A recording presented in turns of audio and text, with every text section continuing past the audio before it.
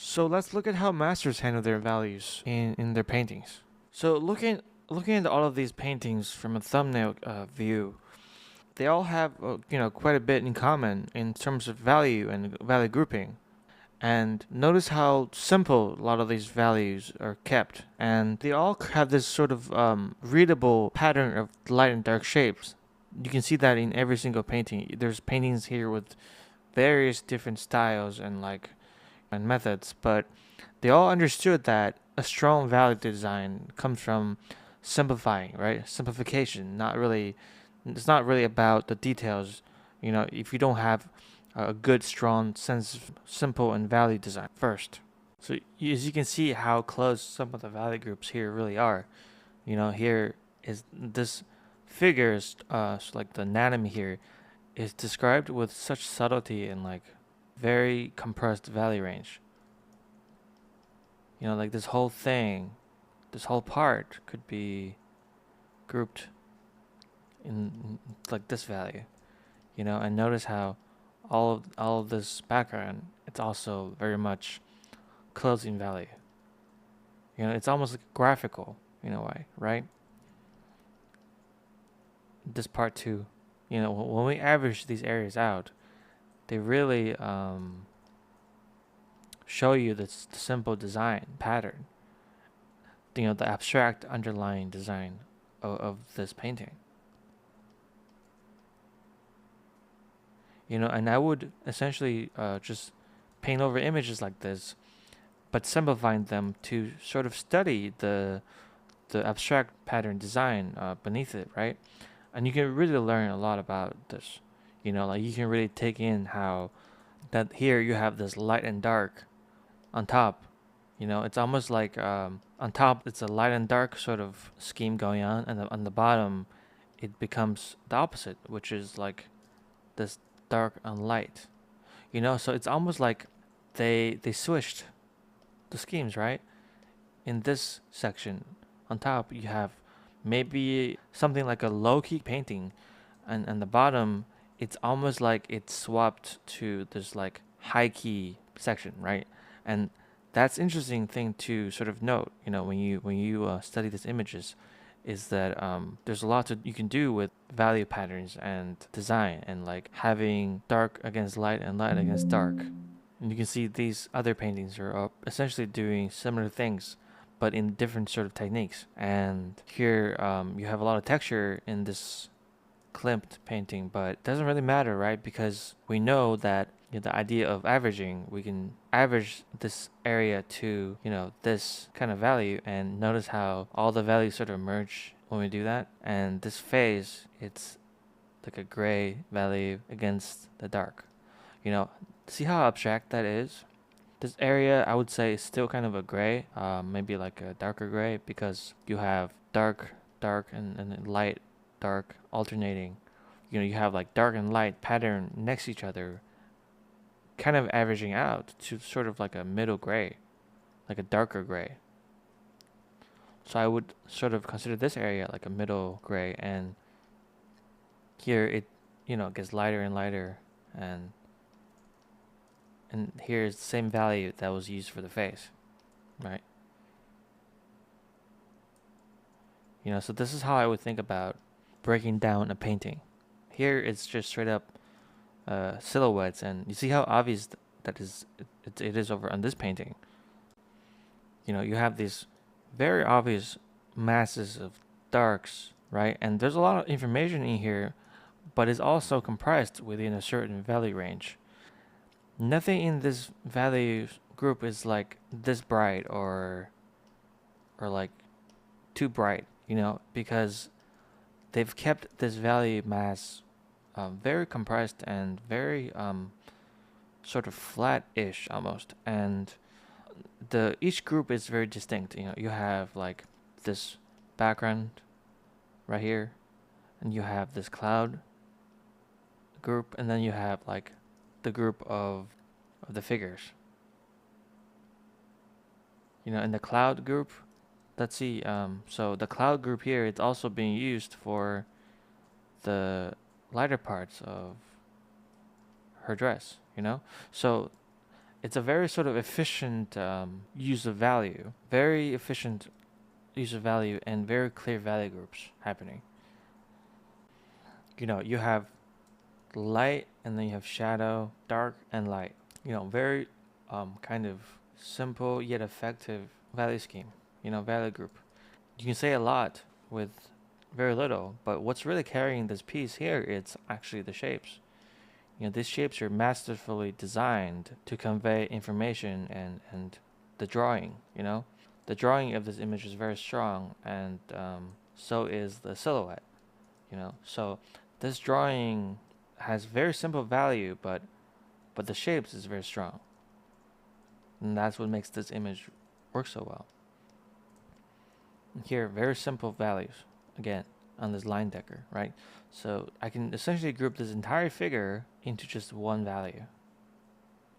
I could do that, and it would still work. Look at that. When you zoom out, it still reads really well. And same with this figure here. And this architecture, the stair here, you can sort of group this area into like a middle gray, and then, same with the chandelier here, right? So it's like you have essentially a middle gray, a really bright. Okay. Let's just group this and this together. So you have this group, and then you have this group, right? So it's like essentially like a 3-value kind of painting. Yeah. So we have another line decker here. You see how the same thing's being done here. This whole entire 2 figures can be grouped into a group, but within that, right? Like, if we wanted to break this down into 3 values, you have the suit he's wearing, you have the collar, right, and the background being the same value, and then you have the darkness of the tie, So it's essentially just these 3 values. You have dark, light, right, and then you have a gray. And essentially the whole painting is somewhat made of just these 3 values, and it's very much simplified, right? If we picked the value of this shadow here, it's probably just this gray. Yep, see, they're not very far apart, and that's the design being showcased here. And here we have another sergeant, very much the same idea. I would just group these values in one. Here's another group. Here's another group. Maybe this is a darker one. And this same group can be used for the hair. When you group these, you see how close they are. You can see how intentional this has been done. All this complex texture and information just averages it out to be something like this.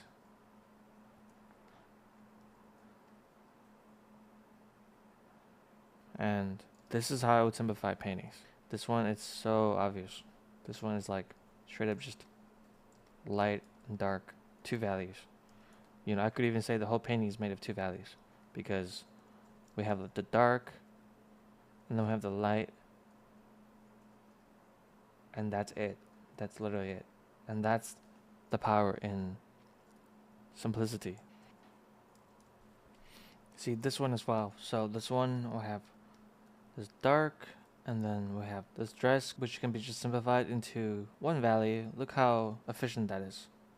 All of that detail, but when you squint and zoom out, it's all just 1 value.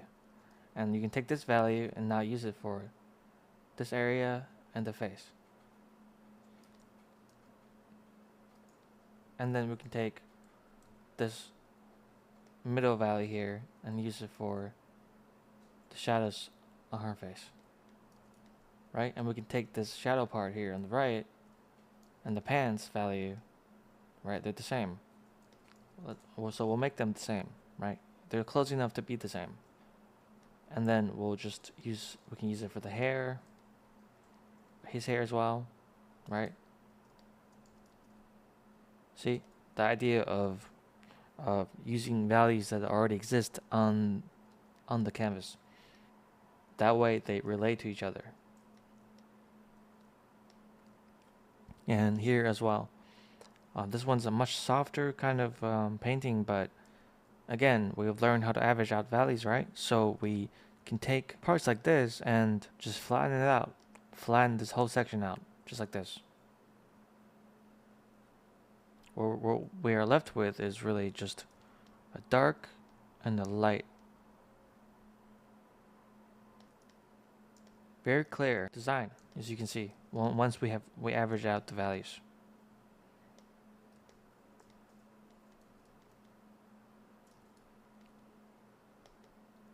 See, I am picking a value that already exists and using it to simplify the image, to sort of reverse engineer the design of the image. Here we have another one. Look how just obvious this graphic pattern, this graphic mass is. This dark mass is really just one dark graphical shape, right? And you have this middle gray, and you have this light shape, like a lighter gray. And I can use this for all the figures.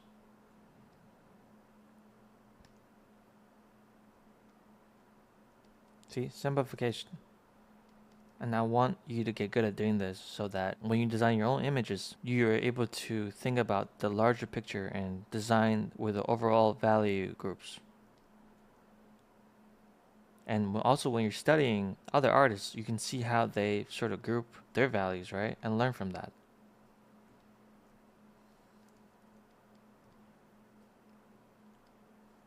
You see this light and dark? Well, more like a gray. Light on like a gray background. And this painting is almost like essentially two value as well, you know? You're easily able to group this into two values and it would be fine. It would be a good way to study this image. But the key is simplify, you know? So if you keep it simple, it's probably better.